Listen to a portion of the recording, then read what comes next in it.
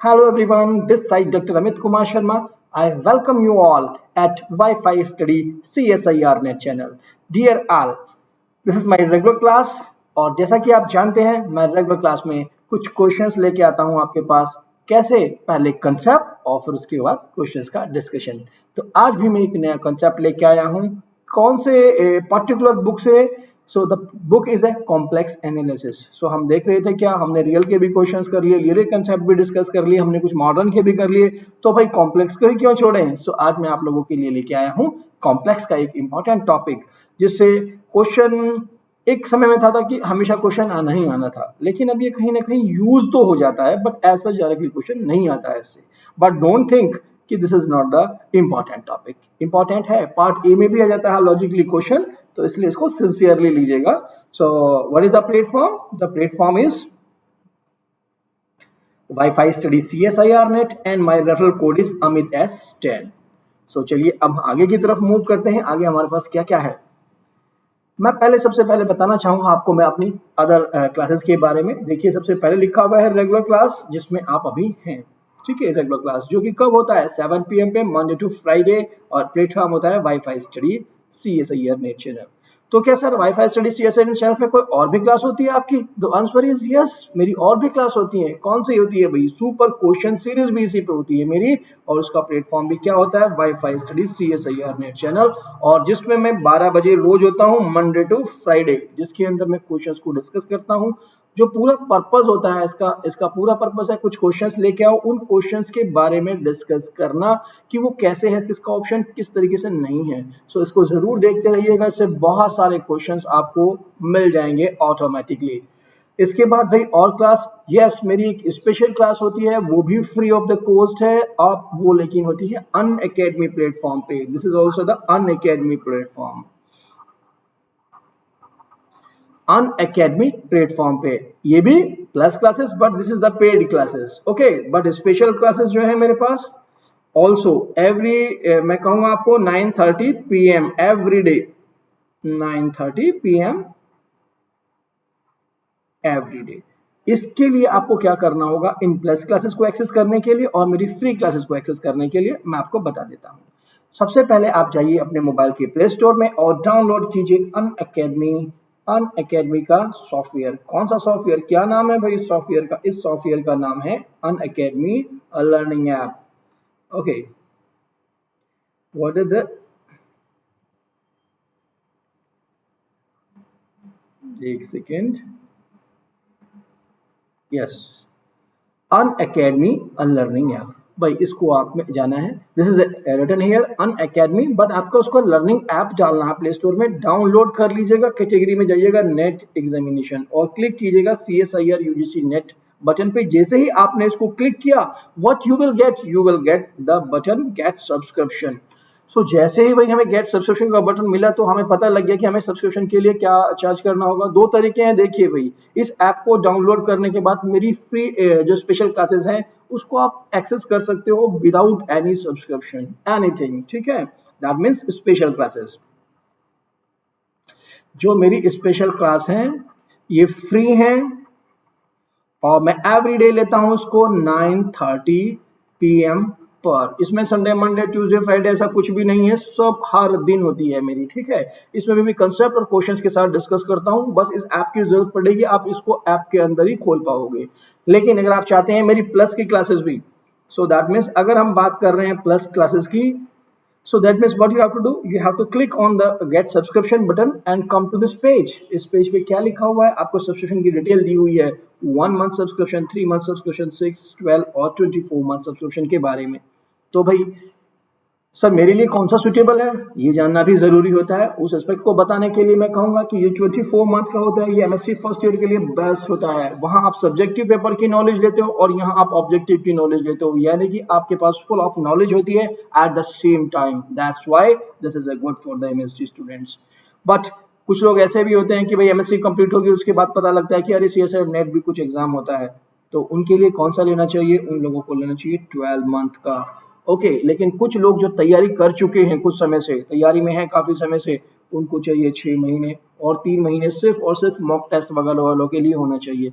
1 month का subscription है, लेकिन मुझे लगता है कि भाई देखो, एक मैं अकॉर्डिंग टू मी मैं बिल्कुल रिकमेंड नहीं करता हूँ 1 मंथ के लिए। 1 मंथ में हम बहुत कुछ नहीं जान पाते हैं बेटा, इसीलिए so that means you have to be take these things, so these are the more beneficial for all of you।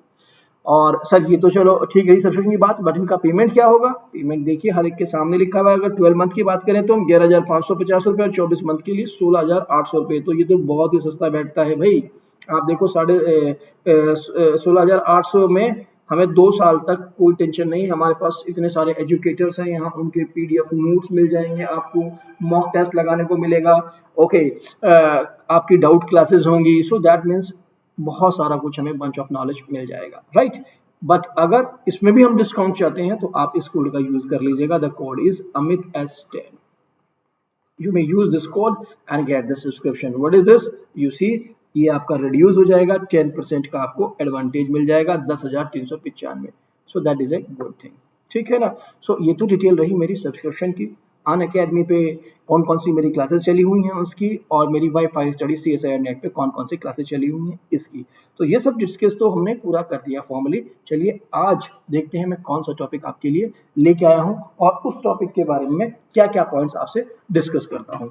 तो चलिए देखते हैं। सबसे पहले मैंने बताया आपको यहाँ पर कॉम्प्लेक्स नंबर के बारे में। भाई कॉम्प्लेक्स नंबर होता क्या है, क्योंकि मैंने आपको क्या लिखा है, मैंने बताया कि आज मैं डिस्कस करने जा रहा हूँ आप लोगों को आर्ग्यूमेंट के बारे में। व्हाट इज द आर्ग्यूमेंट, और मैं या एम्पलीट्यूड। और सेकंड थिंग, आर्ग्यूमेंट वो वाला नहीं कि जो आप बहस करने लगते हो, वो this is not the thing, okay. This is a word here, argument और एम्पलीट्यूड, यानी कि हम कोशिश करते हैं उस एंगल को निकालने का जो कि रियल एक्सिस के साथ एक कॉम्प्लेक्स नंबर से जो हमने ड्रॉ की है लाइन ओरिजिन को पास होते हुए, उसके बीच में क्या बनता है, this is a thing, okay. चलिए उसको तो हम डिस्कस करेंगे। और दूसरा है हमारा मॉड्यूलस फंक्शन। मॉड्यूलस की प्रॉपर्टीज क्या हैं और हम कैसे उन्हें यूटिलाइज करते हैं, this is the purpose of the class. But चूंकि हम कॉम्प्लेक्स में जा रहे हैं और सबसे पहले हमें ये तो पता हो कि कॉम्प्लेक्स नंबर क्या होता है।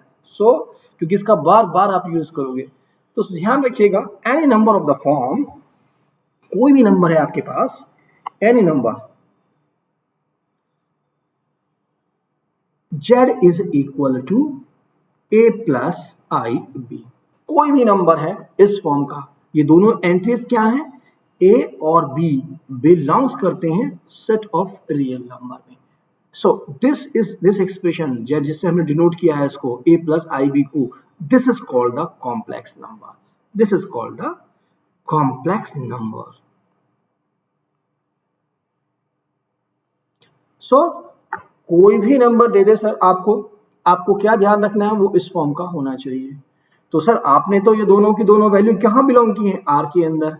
अब आप नोटिस कीजिएगा, if b is equal to 0, first अगर आपने b रियल नंबर है, भाई रियल में 0 भी होता है, if b is equal to 0 then z is what, z is equal to a, और a तो रियल नंबर है, इसका मतलब ये क्या हो गया सर, प्योरली रियल नंबर, इसको बोला जाता है प्योरली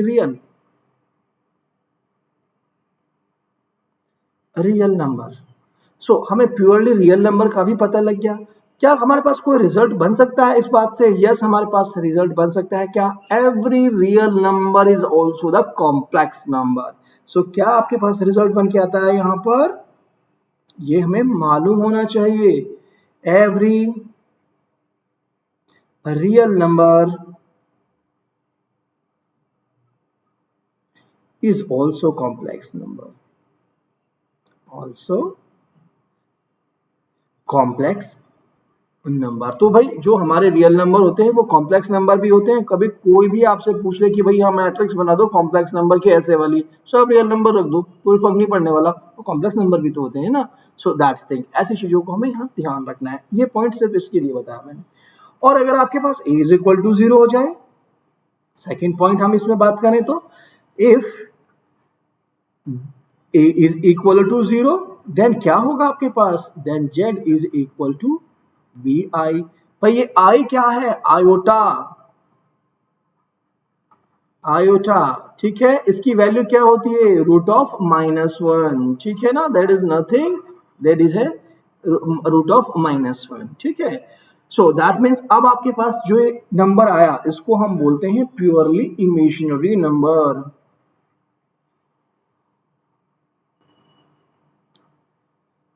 प्योरली इमेजिनरी नंबर, और ये पूरा जो दोनों की फॉर्म का हो तो उसे हम बोलते हैं दोनों नॉन जीरो, यानी कि कॉम्प्लेक्स नंबर। सारे कॉम्प्लेक्स नंबर ही हैं, ठीक है, बट इसको बोला जाता है प्योरली इमेजिनरी, यानी कि उसके पास सिर्फ इमेजिनरी पार्ट है, आयोटा वाला पार्ट है, और प्योरली रियली यानी कि उसके पास सिर्फ और सिर्फ आपके पास इमेजिनरी पार्ट उसमें जीरो है, ठीक है। This is a thing.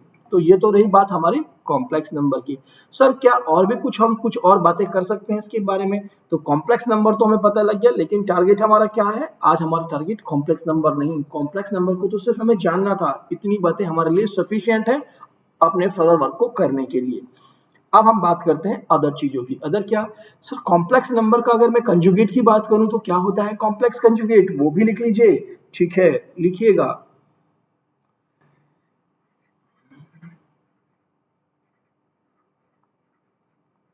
Conjugate और complex conjugate, let z is equal to a plus ib be a complex number।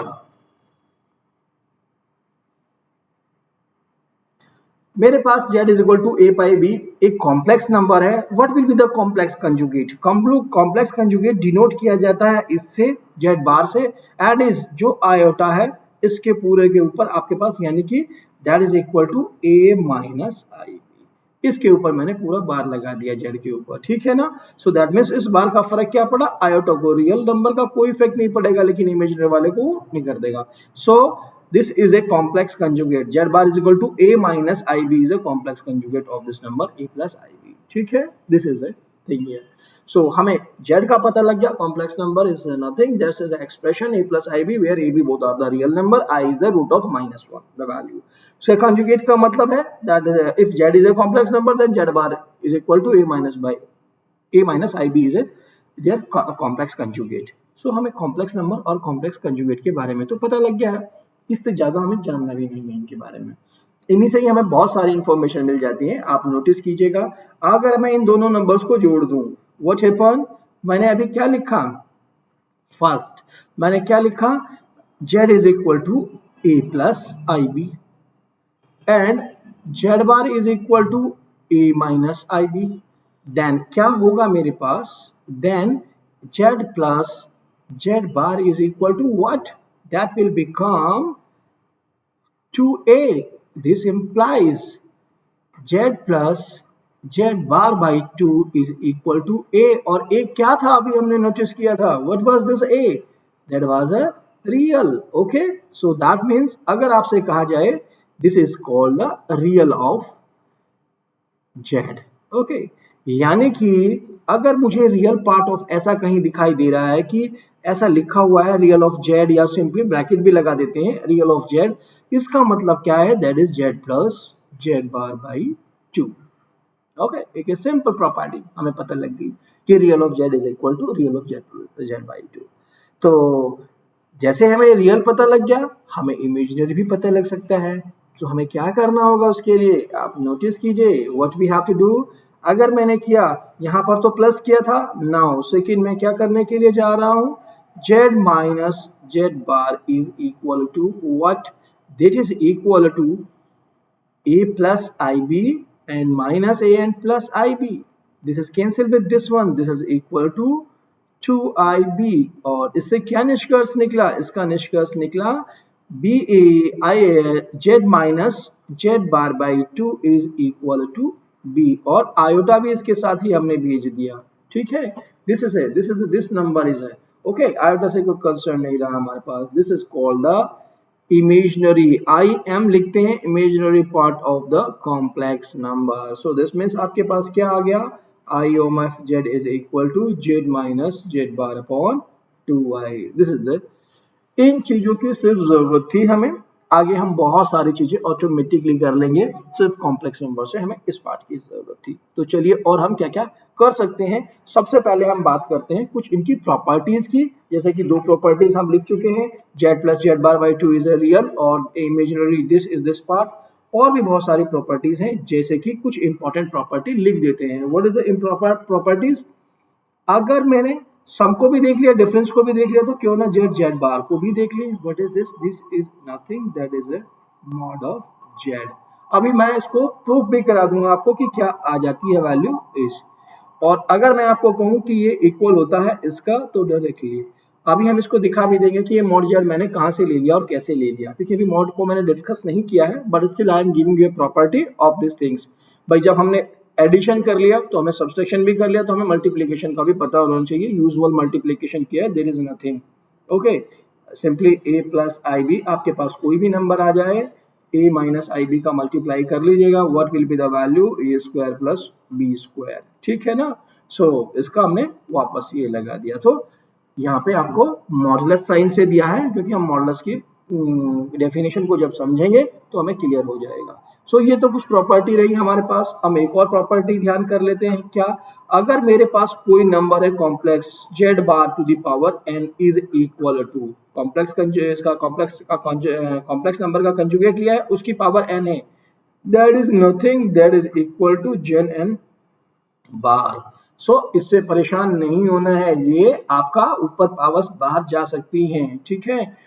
उसके बाद फिफ्थ प्रॉपर्टी भी लिख लीजिएगा। Fifth property is what, the fifth one is that z1 upon z2 bar. Okay, मैं कहूं so that is equal to z1 by z2 का whole bar, ठीक है। सो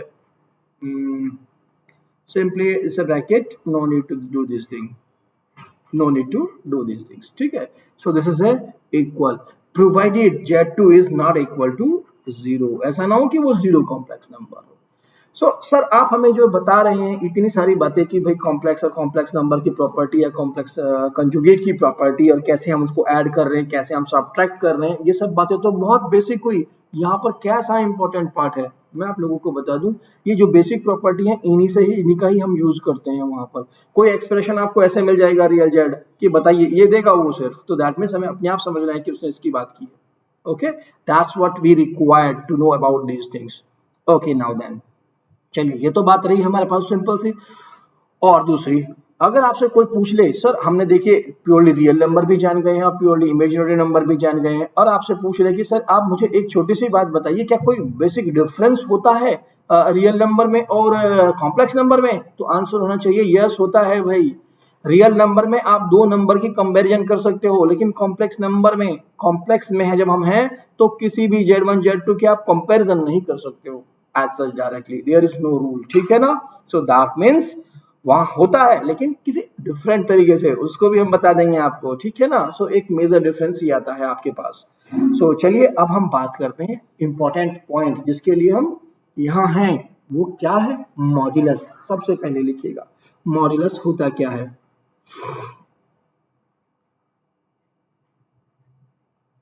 modulus of a complex number,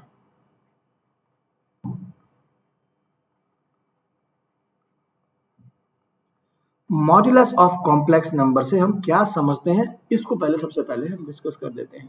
देखो भाई, मॉड्यूलस किसी भी कॉम्प्लेक्स नंबर का एक पॉजिटिव वैल्यू है। Okay, this is A positive real number.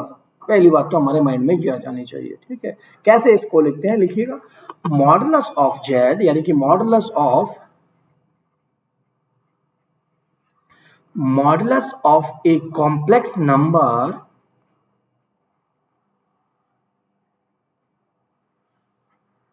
modulus of a complex number z is positive real number, positive real number। एक पॉजिटिव रियल नंबर है, क्या किससे दिया जाता है, given by, define and given by, या define and describe by, किस तरीके से, मोड जेड, तो इसका नोटिफिकेशन है, यानी कि जो आपके पास कॉम्प्लेक्स नंबर था उसके दोनों साइड मैंने डंडे लगा दिए हैं, that means I am going to make it a modulus. And what is this value, this value is equal to root of A square plus B square. कब, जब हमारे पास when Z is equal to A plus I B था। जब हमारे पास z is equal to A plus I B था, तो हमने मॉड z की क्या रख दी, value A square plus root of A square plus B square. तो मॉडुलस के बारे में हमने ये तो जान लिया, चलिए ठीक है सर, ये एक पॉजिटिव रियल नंबर है। अब इसका क्या एडवांटेज लें इसका एडवांटेज लीजिएगा। जो हमने अभी कॉम्प्लेक्स नंबर और कॉम्प्लेक्स कंजुगेट की बात की है, उन और इन सब में क्या रिलेशन होता है, क्वेश्चन कभी कभी पार्ट ए में भी आ जाता है, बहुत ही बेसिक क्वेश्चन होते हैं इसके, ठीक है ना। सो दैट मीन्स अब हम बात करते हैं इनकी कुछ प्रॉपर्टीज की कि प्रॉपर्टीज क्या है। और अगर मैं आपको कहूं ज्योमेट्रिकली सर क्या मतलब है इसका, अरे भाई देखो हमारा कॉम्प्लेक्स नंबर से क्या मतलब है, अभी तक हम सिर्फ रियल लाइन को जानते थे, इस रियल लाइन को, ठीक है। हमने कॉम्प्लेक्स प्लेन बताया, क्योंकि मैं सबके बारे में डिस्कस नहीं किया, लेकिन फिर भी छोटा सा फास्टली बता देता हूं। कॉम्प्लेक्स का नंबर का मतलब है ये जो प्लेन है आपका ना पूरा का पूरा, सो इसके अंदर कोई कॉम्प्लेक्स नंबर रखा हुआ है a प्लस आई बी का। ए हमारे पास ये हो गई रियल एक्सिस, और इसकी बात करते हैं हम, this is our imaginary axis, ठीक है ना, this is our imaginary axis. So a plus I B का मतलब है a डिस्टेंस हमने यहाँ पे ट्रेवल किया और b डिस्टेंस हमने y एक्सिस पे ट्रेवल किया b, तब हम इसको बोलते हैं this is a z and is equal to a plus I B, ठीक है, दिस इज द नंबर। अब यहाँ पे हमने क्या, mod of Z, mod of Z का मतलब है यहाँ से, मतलब ओरिजिन से इस पॉइंट के पास पहुंचने की जो शॉर्टेस्ट डिस्टेंस है वो क्या है, आप जानते हैं ये होगी दिस वन। इसी को ही बोला है हमने कि भाई ये जो है mod of Z is equal to root of A square plus B square, this distance मैं इसको आर से भी लेबल कर सकता हूँ, ठीक है, this is the R, okay. So that is distance we want to find out. So हमने कहा कि भाई ये ठीक है, कॉम्प्लेक्स में एक पर्टिकुलर प्लेस पे रखा है नंबर, तो वहां से ओरिजिन तक की डिस्टेंस क्या होगी, तो ये डिस्टेंस इससे हम निकालते हैं, बहुत ही यूज होता है, बहुत ही ज्यादा इंपॉर्टेंट है, ठीक है। तो चलिए अब हम कुछ लिख लेते हैं इसकी प्रॉपर्टीज, प्रॉपर्टी कहो या की पॉइंट कहो, ये आते रहते हैं, क्या क्या है वही सर, फिर जल्दी से बता दीजिए। सो सबसे पहले लिखिएगा इसको, the first one is that mod of Z is greater and equal to 0। मैंने क्या कहा, ये डिस्टेंस है, ओके। मॉड जेड यानी कि डिस्टेंस किसी भी कॉम्प्लेक्स नंबर की हमेशा या तो 0 होगी या फिर पॉजिटिव क्वांटिटी होगी, ओके। फर्स्ट थिंग, भाई डिस्टेंस तो हम मेजर कैसे करते हैं, पॉजिटिव ही तो करेंगे या फिर 0 होगी अगर सेम ही पॉइंट है। 0 कब होगी, अगर वो पॉइंट ही खुद 0 हो, लिखिएगा this implies z is equal to mod of z is equal to 0 कब, if आपका mod of z is equal to 0, यानी कि अगर मेरे पास वो नंबर जो है खुद ही 0 है, सो कॉम्प्लेक्स नंबर 0 है तो उसका मॉडुलस 0 होगा, अदरवाइज हमेशा ही पॉजिटिव वैल्यू हमें मिलने वाली है। सो दैट मीन्स ये भी हो गया, तो ये भी हमें समझ में आ गया। तो चलिए मूव नेक्स्ट प्रॉपर्टी में मूव करते हैं। नेक्स्ट प्रॉपर्टी क्या कहती है हमारे पास, अगर मेरे पास कोई भी कॉम्प्लेक्स नंबर है जेड और मैं उसके कंजुगेट से उसको मल्टीप्लाई करूं, so I will get this value mod of Z square, ठीक है। So this value will be mod of Z square. अभी हमने देखा था ना a प्लस आई बी का और a माइनस आई बी का मल्टीप्लाई करके क्या आया था, a square plus B square, तो किसकी कमी थी, रूट की, मॉड जेड बनने में, तो हमने पहले स्क्वायर लगा दिया इसके ऊपर, ठीक है। दिस इज ए थिंग जो कि हमें पता होनी जरूरी है। So now then third one, अगर आपके पास कहीं भी z to the power n लिखा है और उसके बाद मॉडुलस लिखा हुआ है और पूछ ले z mod की power n for all n belongs in the set of natural number, ठीक है, ये लिखा हुआ है। So this is the true inequality. मैं z की पावर n का मॉडुलस लूं या मॉड z का मॉडुलस लेने के बाद उसकी nth पावर करूं, both are equal. What is the meaning, सबसे पहले मैंने यहां पर क्या किया, first I am taking the, here I am taking the power, but यहां पर क्या किया, सबसे पहले मैंने मॉडुलस लिया, so then I am taking the power, so this is the thing here, okay. So we have to be careful and cool about it कि इनमें कोई फर्क नहीं है। एक बार क्वेश्चन क्या पूछा गया था, इससे क्वेश्चन पूछा गया था, ये इनइक्वालिटी थी, which one of the following is true, right. So जब हमने इसको किया ही नहीं तो हम क्या वहां सॉल्व करके देखेंगे, एक बार जेड स्क्वायर निकाला, जेड क्यूब निकाला, ये ट्रू हो रही है नहीं है, नहीं, आपको एटलीस्ट ये प्रॉपर्टीज याद होनी चाहिए भाई। सो दैट मीन्स ये इंपॉर्टेंट और छोटी छोटी प्रॉपर्टीज हमें याद होनी चाहिए, ठीक है ना। सो दैट इज द थिंग। और भी सर क्या इसकी प्रॉपर्टी है, तो आंसर फिर अब अफर्मेटिव में है, हमारे पास बहुत सारी प्रॉपर्टीज हैं, जैसे कि ये भी कुछ इंपॉर्टेंट प्रॉपर्टी है। कौन सी प्रॉपर्टी थी हमारे लास्ट, थर्ड। सो अब लिख लीजिएगा fourth one, what is this, z1 plus z2, अगर मेरे पास दो कॉम्प्लेक्स नंबर है, एक Z1 और एक Z2, इन दोनों को मैंने एडिशन किया, एडिशन करने के बाद मैंने इनका मॉडुलस ले लिया, यानी कि इनका मैंने मॉडुलस वैल्यू पर निकाला। ओके, यानी कि रियल पार्ट अलग किया, इमेजिनरी पार्ट अलग किया, root of real part plus real part का स्क्वायर प्लस इमेजिनरी पार्ट का स्क्वायर किया, और मैं इसका मॉडुलस कर दूं, that will be equal to, किसके इक्वल होगा, मॉड ऑफ Z1 के square plus mod of Z2 के स्क्वायर के। अगर ऐसा मुझे मिला है, आपके पास अगर ये सिचुएशन है, इफ, तब आप समझिएगा देन क्या होने वाला है, देन आपके पास Z1 plus Z1 upon Z2 is purely imaginary, is purely imaginary, ठीक है। So this is a thing, और इसी बात को हम कैसे भी लिख सकते हैं, और यहां पर हम ये बात भी लिख सकते हैं, और real of Z1 plus Z2 is equal to 0। ये क्वेश्चन भी, ये स्टेटमेंट भी आया हुआ है एज ए ऑप्शन, ठीक है। आपको ये रिलेशन दे दिया गया था और उसमें से पूछा था, ऑप्शन में दिए हुए थे real of Z1 by Z2 is equal to 1, imaginary of Z1 by Z2 is equal to this one. तो ऐसे नंबर देने तो हम क्या करें, आपको ज्यादा परेशान नहीं होना होता है, ये प्रॉपर्टीज एटलीस्ट याद रखिएगा, इन्हीं प्रॉपर्टी के कॉम्बिनेशन से कुछ ना कुछ आता रहता है एग्जाम में। तो चलिए एक और लिख लीजिए, क्या लिखने वाला हूं आपके सामने, पैरेललोग्राम लॉ क्या है, इफ आपके पास क्या है, Z1 प्लस Z2, ये रिलेशन होता है Z1 प्लस Z2 के मॉडुलस, यानी कि दो नंबर का सम का स्क्वायर प्लस दो कॉम्प्लेक्स नंबर के डिफरेंस का square, which is equal to 2 times of first number यानी कॉम्प्लेक्स नंबर Z1 का स्क्वायर प्लस सेकंड नंबर का square, that is nothing, that is called the parallelogram law. ये inequality hold होती है या satisfied है, ठीक है। एक और मैं आपको बता देता हूं, यहाँ पर 6 पॉइंट भी लिख लीजिएगा, वैसे तो इसकी जरूरत नहीं है लेकिन फिर भी लिख लीजिए, mod of Z is equal to 1 क्या इंप्लाइज कर देता है आपको, if mod of Z is equal to 1, mod Z की वैल्यू क्या थी, Z बार, सो इसका मतलब क्या हो गया आपके पास, Z bar is equal to 1 by Z। ऐसे रिलेशन को हम यूज कर लेते हैं कहीं पर भी, that's what we have to know कि भाई ये क्या वैल्यूज आती हैं। तो ये हमें थिंकिंग, हमें सोच को डेवलप करता है हमारी, बिकॉज इसकी वैल्यू क्या थी, Z बार का Z बार, ठीक है, का रूट आ जाएगा, और is equal to 1, that means squaring both side, that will be Z bar is equal to 1, simply क्या आ जाएगा, Z bar is equal to 1 by Z, provided आपको मालूम ही है मॉड Z 1 है तो उसका मतलब Z इज इक्वल टू 0 तो नहीं है कॉम्प्लेक्स नंबर, ठीक है। ओके, 7 प्रॉपर्टी इंपॉर्टेंट प्रॉपर्टी है, क्या, अगर r e की पावर i थीटा लिखा है का मॉडुलस इज इक्वल टू क्या होगा, r के बराबर हो जाएगा, that is nothing, z is equal to e की पावर i थीटा या r e की पावर i थीटा, ऐसे निकाला है हमने। ये इसकी पोलर फॉर्म में लेके चले गए, लेकिन घबराने की जरूरत नहीं है, बस आपका इतना ही यूज होता है यहाँ पोलर फॉर्म का, ठीक है ना। सो पोलर फॉर्म भी होती है, हम मतलब जो हमारे पास कॉम्प्लेक्स नंबर थे इनकी पोलर फॉर्म में भी हम ले जा सकते हैं, ऐसा नहीं है, इससे आपको थोड़ा सा यहाँ हिंट मिल जाता है। तो भाई ये तो हुई हमारी सारी की सारी प्रॉपर्टी मॉडुलस की, हमें कॉम्प्लेक्स नंबर का मालूम हो चुका है, हमें उसके कॉम्प्लेक्स कंजुगेट का भी पता लग चुका है, हमें ये भी मालूम हो चुका है कि मॉडुलस एक पॉजिटिव रियल नंबर होता है, ओके, हमें उनकी प्रॉपर्टीज भी मालूम हो चुकी हैं। सो ये तो सर प्रॉपर्टीज की बात रही, प्रॉपर्टीज का हमने ये भी बता चुका हूं मैं आप लोगों को कि किस तरीके से पूछी जाती हैं एग्जाम में। ऑब्वियसली मैं एग्जाम्पल भी डिस्कस करूंगा, आपको दिखाऊंगा भी, ठीक है।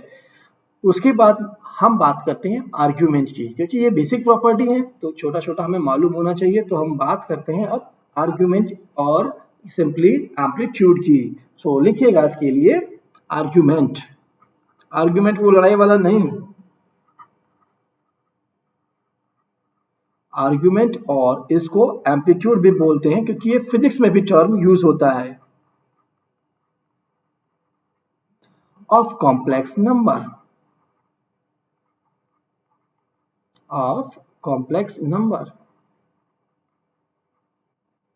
सो भाई हम एक ही बात जानते हैं कि let z is equal to, हमारे पास क्या है, z is equal to a plus I B, कोई भी कॉम्प्लेक्स नंबर है, ठीक है, this is the complex number.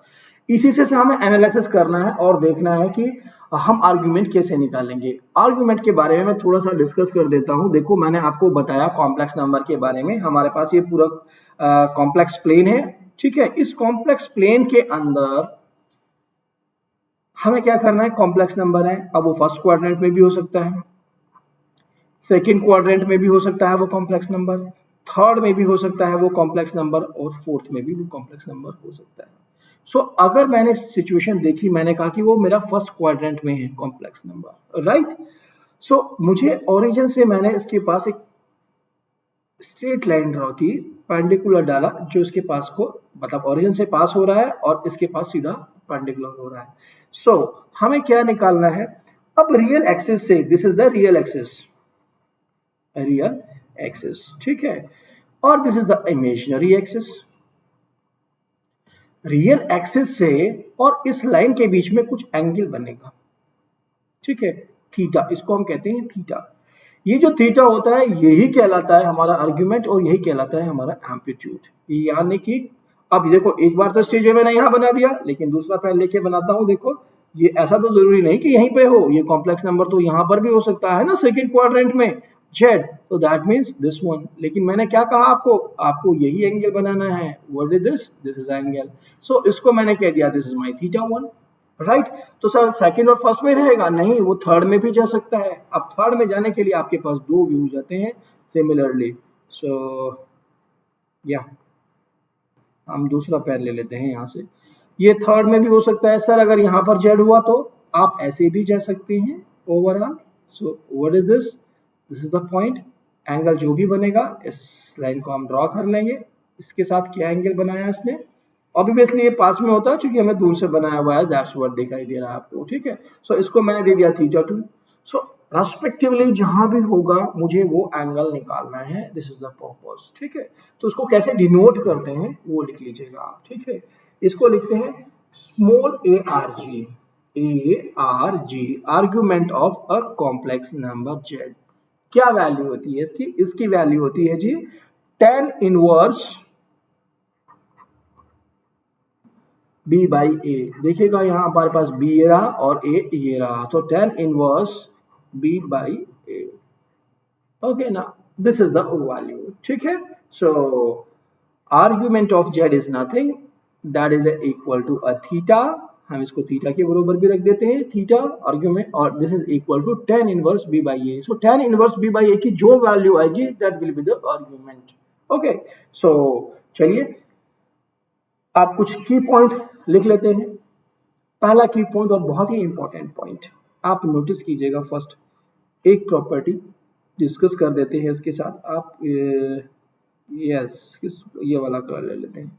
आप नोटिस कीजिए, अगर एक बार मेरे पास यहाँ से ये यहाँ पर जाने के बाद एंगल इसने ये बनाया है, और अगर मैं पूरा राउंड लगा दूं यहाँ से यहाँ तक, वापस मुझे मिल जाएगा। यानी कि अगर मैंने ये एंगल मेरे पास थीटा था, ठीक है, so that means 2 pi plus theta, 2 pi plus theta भी सेम आ गया मेरे पास, इवन दो 2 क्या 4 पाई, अगर मैं कहूँ 4 पाई प्लस थीटा की भी वैल्यू वही आ गई है मेरे पास सेम। सो दैट मीन्स हर बार क्या होता, जो थीटा था मेरे पास, अगर मैं उसमें 2 पाई के मल्टीपल 2 पाई 4 पाई इवन दो n पाई कर दूं, 2n pi plus theta, the value will be the same. Okay, the value will be the same. मैं अगर थीटा कह रहा हूं, सो this will be the theta. So what happen, इसका मतलब क्या रिजल्ट बन के आया, आर्ग्यूमेंट इज नॉट यूनिक। लिख लीजिएगा भाई, अच्छा रिजल्ट है, यूज होता है हमारे। आर्ग्यूमेंट इज नॉट यूनिक,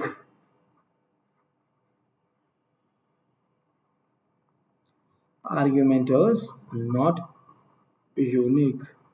लेकिन काफी लोग थे वो इंटरेस्टेड थे कि सर हमें तो यूनिक वैल्यू चाहिए, यानी कि वैल्यू कहां से कहां लाई करे, वैल्यू हमारी आपकी 0 से 2 पाई के बीच में ही लाई करे। इसको हम बोलते हैं थीटा इज इक्वल टू 0, और नीचे की तरफ अगर लिख देते हैं इक्वल टू थीटा टू पाई। लेकिन इस बात को हम दूसरे तरीके से भी बोल सकते हैं। कैसे बोल सकते हैं सर, कि अगर थीटा की वैल्यू कहां से, पाई और माइनस पाई के बीच में बात करें, तो इसी आर्ग्यूमेंट थीटा को हम क्या बोल देते हैं, बोल देते हैं principal value of the argument. यानी कि हमने मान लिया अपना दायरा प्रिंसिपल होगा, अगर वो आपका 0 से 2 पाई कहें या फिर कहें हम पाई से माइनस पाई के बीच में, स्टैंडर्ड यही होता है, इसको हम ऐसे ही डिनोट करते हैं, ठीक है ना। सो इसको ध्यान रखिएगा आप।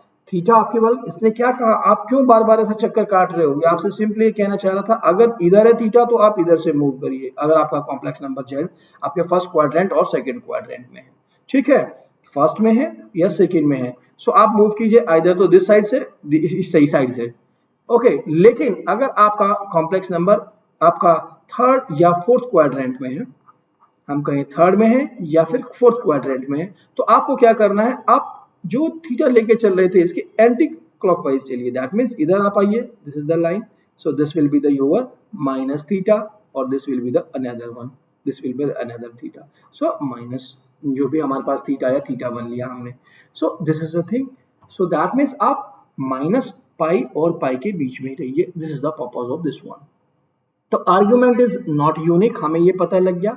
हमें ये भी पता लग गया कि भाई स्मॉल आर जी से डिनोट करते हैं और इसकी value tan inverse b by a होती है। सो ये तो सारी चीजें इंफॉर्मेशन हो गई। लेकिन सर आपने प्रिंसिपल आर्ग्यूमेंट की बात की, कहीं भी आप बात कर रहे हैं प्रिंसिपल वैल्यू ऑफ आर्ग्यूमेंट कहे आपको, वे तो यही है कि भाई आपसे बोला जाए कि principal value of the argument, लेकिन प्रिंसिपल आर्ग्यूमेंट भी कभी कभी इसको हम रफ वे में बोल देते हैं। तो आपको घबराने की जरूरत नहीं है इन सब चीजों के लिए कि भाई ये क्या लिखा हुआ है, ऐसे लिखा हुआ है या वैसे लिखा हुआ है, ठीक है ना, नो मैटर।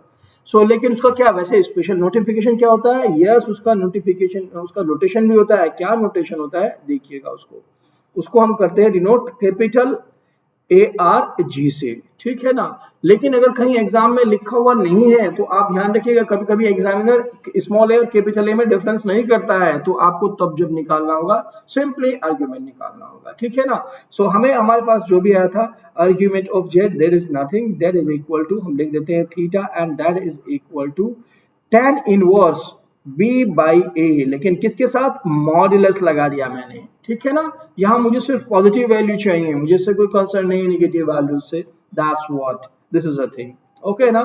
सो आप क्या कह सकते हैं इस बात को, हम ऐसे भी कह सकते हैं, ये यहाँ पर थीटा था, सो ये क्या हो गया आपके पास पाई माइनस थीटा, क्योंकि ये पूरा एंगल कितना है, this angle is the pi angle, okay. So इसको अगर मैं माइनस थीटा कह रहा हूं, सो दैट मीन्स यहाँ से और अगर मुझे वापस इस साइड जाना है, so what will B this angle minus pi minus theta, okay ना, दैट इज द थिंग, क्योंकि यहां से माइनस पाई की तरफ चल गया। So that was the thing. अब इसकी कुछ और बातें भी हम कर लेते हैं कि सर कुछ प्रॉपर्टीज भी होती हैं क्या इसकी, यस इसकी कुछ प्रॉपर्टीज भी होती हैं। सबसे पहले की पॉइंट, एज ए की पॉइंट लिखिएगा उसको, फर्स्ट की पॉइंट, सो की पॉइंट फर्स्ट, ठीक है, व्हाट इज दैट लिखिएगा।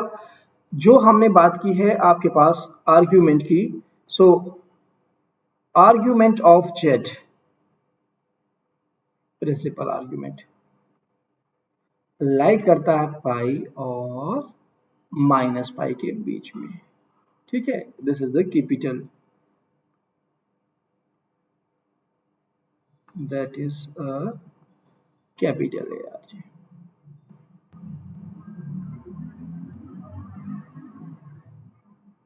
Argument of Z lie between minus pi to pi. So first thing हमें ये भी पता लग गई, ठीक है। Now then notice the another one property two. एक बार पूछा गया था प्रिंसिपल आर्ग्यूमेंट का लाई करता है तो ऐसे से इंटरवल देता है, दोनों साइड क्लोज दे देगा, ये सब बातें, तो be careful about this inequality.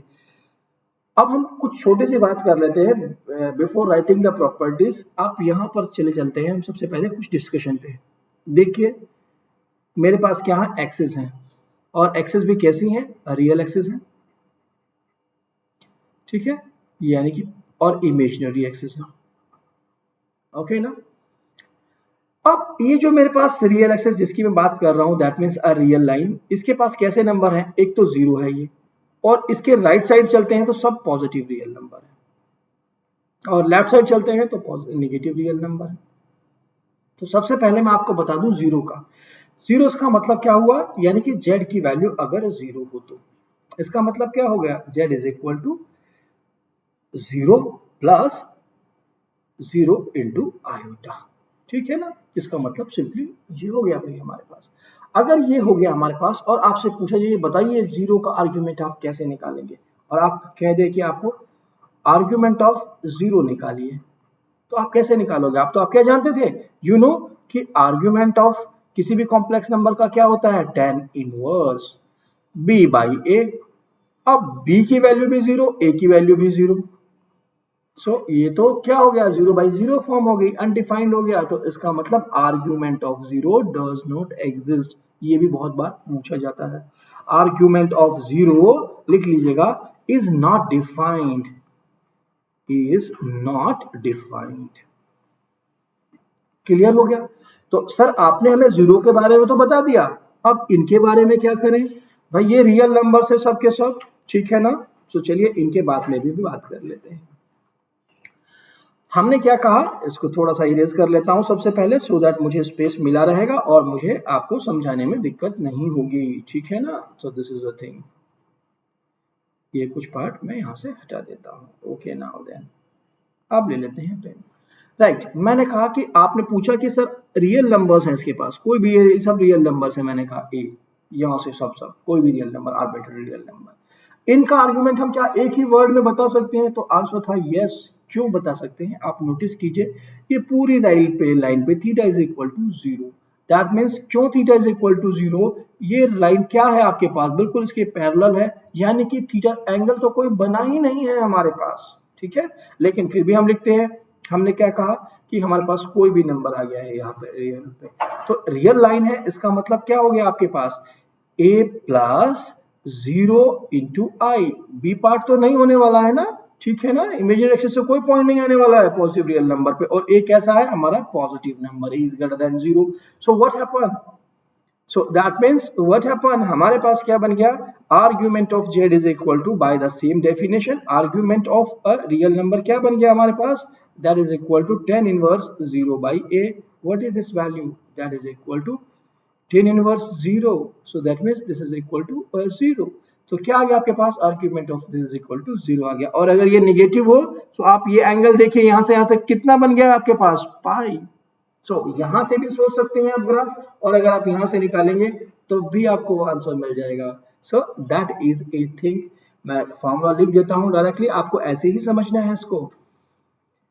Argument of a real numbers की बात करते हैं, ठीक है? रियल नंबर ए, मैंने ए ले लिया, इज इक्वल टू, दोनों सिचुएशन है तो सो दोनों को मैं डिफाइन कर देता हूं, is equal to 0 if A is greater than 0 and pi if A less than 0। Clear हो गया? उसके बाद सर जब आपने रियल की बात की तो क्या आप यहाँ जो हमारी इमेजिनरी एक्सिस है इनकी बात कर सकते हैं? आप नोटिस कीजिए ये कितना है आपके पास एंगल, यहाँ इस एक्सिस से और इसके पास कितना एंगल बना है, पाई बाई 2, 90 डिग्री है भाई, ठीक है ना? सो इसका मतलब क्या हो गया आपके पास, जब y पॉजिटिव होगा सो ये क्या होने वाला है आपके पास, ये आपके पास पाई बाई 2 बनने वाला है angle. Argument of imaginary number, मैंने इसको क्या लिख दिया, आई बी, ठीक है, is equal to, so what happen, is equal to pi by 2 if, कब, b इज ग्रेटर देन 0। और आप नोटिस कीजिए एक और बात, क्या हो जाएगा अगर मेरा b निगेटिव हो जाए तो what will be the value of this one, if b is less than 0 then is less than 0, तो कितना आ जाएगा हमारे पास, दिस विल बिकम, ये कितना है यहां से यहां तक बिलो साइड 90 डिग्री है ना, पाई बाई 2, बट इसको बोलोगे आप निगेटिव, क्योंकि हम क्या देख रहे थे, एंटी क्लॉकवाइज, घड़ी की विपरीत दिशा में हम लोग इसको चेक करते थे, अब एंगल बदला है, चेंज किया है ना direction, so that means minus pi by 2। और अगर आप पूरा चक्कर काट के आते हैं यहां से तो पाई ये हो गया आपके पास 3 पाई बाई 2 तक, तो यहाँ हो गया 3 पाई बाई 2, ठीक है? This is the thing, both are the same one, there is no change. तो या तो पूरा चक्कर काट के आओ, बाट अगर इधर से चले जाओ माइनस पाई बाई 2 लगा करके। सो ये हमें इसकी प्रॉपर्टी लगी। छोटी छोटी बहुत सारी प्रॉपर्टीज होती हैं, उनके बारे में भी हम डिस्कस करते हैं, बट एटलीस्ट हमें ये तो पता होना चाहिए कि अगर हमें कोई रियल नंबर दिया हुआ है तो उसका आर्ग्यूमेंट क्या होगा, हमें ये भी मालूम होना चाहिए कि इमेजिनरी दिया हुआ तो उसका क्या होगा। तो that was the discussion about this one. तो चलिए अब कुछ क्वेश्चंस भी देख लेते हैं, मेन पॉइंट्स यही थे इसके जो हमें फोकस करने थे। एक और भी पॉइंट लिखवा देता हूं मैं, क्योंकि हो सकता है क्वेश्चन में भी आपको जरूरत पड़ जाए। Argument of z to the power n बिल्कुल लॉग की तरीके से बिहेव करता है, that is n argument of z, log की भी प्रॉपर्टी यही होती है ना, सो दिस मीन्स, एक और लिख लीजिएगा, argument of z1 into z2, that is nothing, that is equal to argument of z1 plus argument of z2, in properties का फायदा क्या है सर, इन प्रॉपर्टीज को क्यों लिखवाया जा रहा है? भाई इनके बहुत सारे फायदे होते हैं। आपको बड़ा सा कॉम्प्लेक्स नंबर लिखा मिला हुआ है, उसको दो पार्ट्स में तोड़ दीजिए, अलग अलग निकाल सकते थे, इजिली निकालिए और आंसर मिल जाएगा, उन दोनों किस्म के आर्ग्यूमेंट के बराबर होगा। That is the reason. किसी कॉम्प्लेक्स नंबर की बहुत ही एक लार्ज पावर दी हुई है, तो क्या हम उसकी पावर निकालेंगे? नहीं, हमें आर्ग्यूमेंट निकालना है तो उसको एंड आर्ग्यूमेंट देन कर देंगे। So that was a thing. ये इसीलिए आपको प्रॉपर्टीज दी जाती हैं। ऑब्वियसली है, जब मैंने कहा आपको कि लॉग की तरीके से बिहेव कर रहा है, तो argument of Z1 by Z2 की वैल्यू क्या आने वाली है? Argument of Z1 by Z2 होगा argument of Z1 minus argument of Z2, provided क्या Z2 is not equal to 0, तभी डिफाइंड होगा भाई यहाँ पर ये, ठीक है ना। सो Z2 आपका Z1 by Z2 डिफाइंड तो हो सबसे पहले, तभी ये पॉसिबल होता है, ठीक है। So that is a thing. So चलिए, ये तो हमने बात कर ली इनकी। अब हम इनके कुछ क्वेश्चंस को भी देख लेते हैं, क्या कोई क्वेश्चन है हमारे पास, तो उन क्वेश्चंस के बारे में हम डिस्कस करते हैं। सबसे पहला क्वेश्चन क्या दिया हुआ है हमें? हमें क्वेश्चन दिया हुआ है भाई argument of Z plus argument of Z bar क्या होगा अगर Z not equal to 0 is, ये हमें पूछा गया है। सो अभी मैंने क्या प्रॉपर्टी, लास्ट प्रॉपर्टी बताई आपको भाई, argument of Z1 plus Z2 is equal to argument of Z1 plus argument of Z2। उस रिजल्ट का यूज कीजिएगा, दिस विल बिकम क्या हो जाएगा? Argument of Z and Z2। So this is equal to this one, this is equal to this value. So what happened, इसको भी हमने use किया था, इसका क्या वैल्यू होती है? This is nothing, that is equal to argument of mod z square, ये वैल्यू आ गई। तो भाई z बार की वैल्यू थी mod z स्क्वायर, तो अब हमने एक और प्रॉपर्टी यूज कर ली कि अगर argument of z to the power n होता है तो हम निकाल लेते हैं, तो दैट मीन्स क्या आ गया? 2 times argument of mod z, इसका हमें निकालना है। लेकिन ये क्या होता है? This is A positive real number, positive real number. और अभी हमने क्या निकाला था? पॉजिटिव रियल नंबर की क्या वैल्यू आती है? आर्ग्यूमेंट 0, तो that means 2 into 0 is equal to 0। The correct option is the A option. तो कुछ ज्यादा हमें सोचना ही नहीं था, सिंपली हमें अपनी प्रॉपर्टीज का ही यूज करना था यहाँ पर। तो चलिए मूव करते हैं नेक्स्ट क्वेश्चन पे। नेक्स्ट क्वेश्चन हमें क्या इंफॉर्मेशन देता है? द नेक्स्ट क्वेश्चन कहता है आपके पास कि भाई z mod of z is equal to दिया हुआ है आपको, mod of z is equal to z minus 1 का बार, ठीक है। सो ऐसे क्वेश्चन दे दिया आपको, तब पूछ रहा है रियल ऑफ जेड क्या होगा, real of Z bar is equal to क्या होगा। सो भाई Z is equal to A plus I B रख के इसको सॉल्व मत करने बैठ जाना, इसको प्रॉपर्टी से सॉल्व कीजिएगा। कैसे? मॉड जेड की वैल्यू अभी आपने क्या देखी थी? वो था हमारे पास जेड जेड बार की क्या वैल्यू होती है? Z Z bar is equal to mod of Z square, ठीक है। इसका मतलब मॉड जेड की वैल्यू क्या आ गई? जेड जेड बार का पावर 1/2, और इसका इधर राइट साइड लेंगे हम Z minus 1 and z minus 1 का बार, ओके, इसकी भी पावर 1/2, दोनों साइड मॉडुलस है ना, तो स्क्वायर कर दीजिएगा, ये कैंसिल हो जाएगा। This will become z z bar is equal to what? इनका मल्टीप्लाई करते हैं, z z bar minus z plus z bar and plus 1, this is cancel with this one without any problem. So that means क्या बन गया आपके पास? This is I think minus z, okay, z minus z, yeah, minus. So what happened? z plus z bar is equal to 1, 2 से divide कर दीजिए, z plus z bar by 2 is equal to 1/2। ये किसकी value थी? Real of z की, that is nothing, that is a real of z। इसीलिए कहा था मैंने इन प्रॉपर्टीज की जरूरत पड़ती है। सो हमारे पास क्या आ गया? B is the correct option.